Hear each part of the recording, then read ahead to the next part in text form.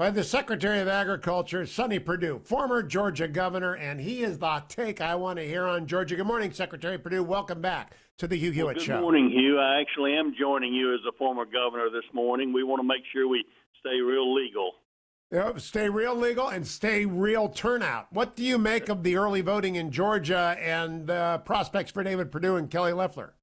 Well, we're continuing to be more enthused. Obviously, there was sort of shock and dismay and some anger after the November election where Georgians felt like their votes weren't represented fairly. But we've gotten over that now. There's enthusiasm. I think everyone understands what's at stake, that this is really for the soul of America. And the tagline that David and Kelly are using, "Win Georgia, Save America," is not hyperbole.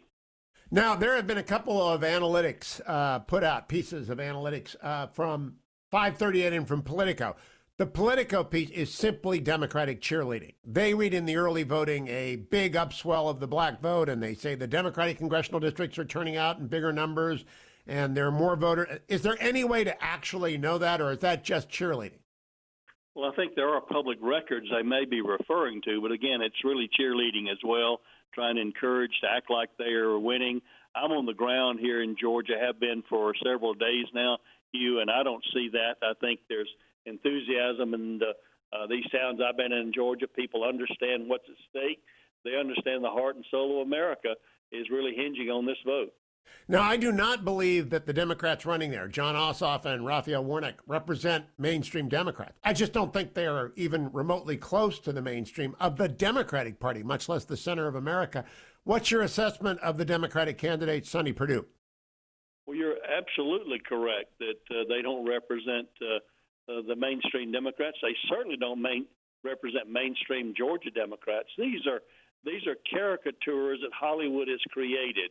I've told people, Hugh, I could understand this more if David's initial opponent 6 years ago, Michelle Nunn, and the governor's opponent, Jason Carter, were in runoffs here. Those are Georgians. Those are real Georgians as Democrats. These folks are just Hollywood actors that become mouthpieces of the Hollywood liberal elite. Now, in terms of grassroots activism, I know that Raphael Warnock can preach a bit. I really know he can stir up a crowd, but has the media covered his policy positions, which, again, they are just simply extreme, praising Fidel Castro? Do Georgians know he did that? Well, they're trying to get the message out, but no, the mainstream media doesn't want to talk about that. But, I mean, if people just listen to what he said, and the advertisements are trying to get him in his own words, that he's refuting now, but he's obviously on record in several occasions, having Fidel Castro in his church, Jeremiah Wright, all these things, his issues with his youth camp, those kind of things that he doesn't want to talk about, his domestic violence with his wife, those kind of things are not being discussed, and the media really is not wanting to touch it, just as they have been really all year with President Trump. I want to play the most arresting clip of Raphael Warnock, Sonny Perdue, cut number 4 from a 2011 sermon. America, nobody can serve God and the military. Do you believe that to be true? Well, you know, Hugh, that I don't believe that to be true. As an Air Force veteran, I proudly serve first God, my creator, and then my country in that way, and I did both proudly. Do Georgians know that Pastor Warnock believes that? I don't know if they do or not. Again, there's so much money poured in from Hollywood to remake this character. It's like, TV is just powerful, and they can reimagine who he is. And I'm not sure all Georgians, I'm not sure even Georgia Democrats know who he is. I think they're just voting for a label, and that's so unfortunate. This is an embarrassment to me as a former governor of Georgia to have these two candidates representing us for United States Senate. 100 people, the most deliberative body in the globe. Let me play cut number 9 of Pastor Warnock from 2016. We're getting pretty close to the present day. Cut number 9. We pray for the people of Cuba in this moment. We remember Fidel Castro, whose legacy is complex. Don't let anybody tell you a simple story. Life usually isn't very simple. His legacy is complex. Now, Secretary Perdue, Fidel Castro is a communist killer. His legacy is not complex. Do the people of Georgia think that Fidel Castro has a complex legacy? You and I know that people understand who Fidel Castro is. We've got many Cuban citizens that have come here for freedom and liberty that enjoy the United States, and we see what Cuba has been. Look at Venezuela as well, and the damage that Hugo Chavez started just really 20 years ago there. Georgians get that, but I don't know if they're blind about these Hollywood ads or what, but I'm hoping they're listening.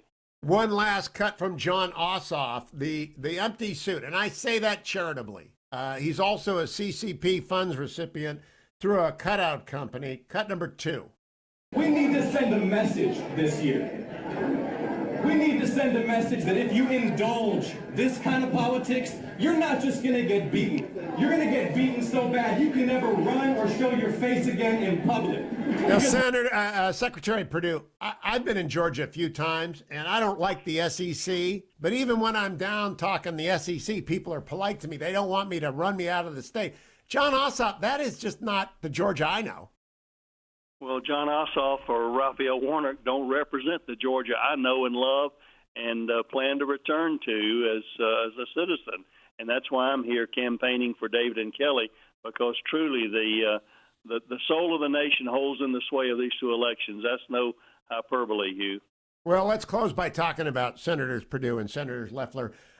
Let's assume someone woke up and they're listening to me for the first time. They're flipping around their dial. We're now the highest rated show in Atlanta Morning Drive for a talk show, and we're getting more people every day. Tell them about David Perdue and Kelly Loeffler, Sonny Perdue.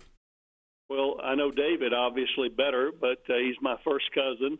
And what I like about David is he came to Washington and has maintained the same character, convictions, and really courage about some things like term limits that he held when he came here. He had retired as CEO of Dollar General, lived a very comfortable life, and was compelled to serve this country by offering himself the United States Senate, was elected against a strong candidate 6 years ago, and Washington hadn't changed him.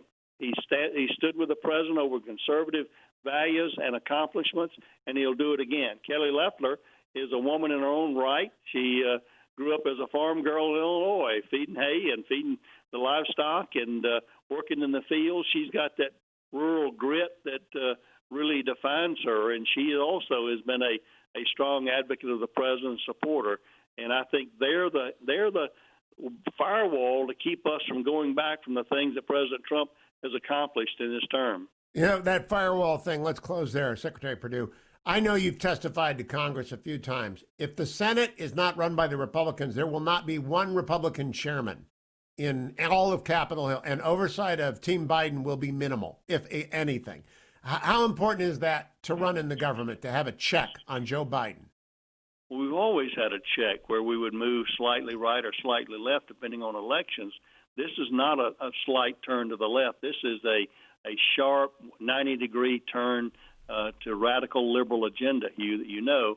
And not only that, if we don't have the checks and balances, they can easily, by rule, do away with the filibuster, which means that we just have a one-party rule. They can add states. They can pack the Supreme Court. They can do whatever they want to with those 50 votes. And that's why it's so important for people to get out and vote for David and Kelly. Last question, Secretary Perdue. I have been encouraging Georgians to vote early because, and a lot of Georgians are traditionalists and they like to vote on Election Day. But I always worry about an ice storm in Georgia, which I'm sure you dealt with when you were governor. I worry about crazy stuff happening in Georgia weather because it's crazy weather state. Should people vote early? Sonny Perdue. Absolutely. Vote early. We've got today and tomorrow to vote early. And if you can't vote early, vote absentee and get that ballot in. You can track it. And we've got eyes on the polling places this time like we didn't have in November. They can be confident this issue about I'm going to boycott the vote because it doesn't count is foolish. If you don't play, if you don't vote, you don't win.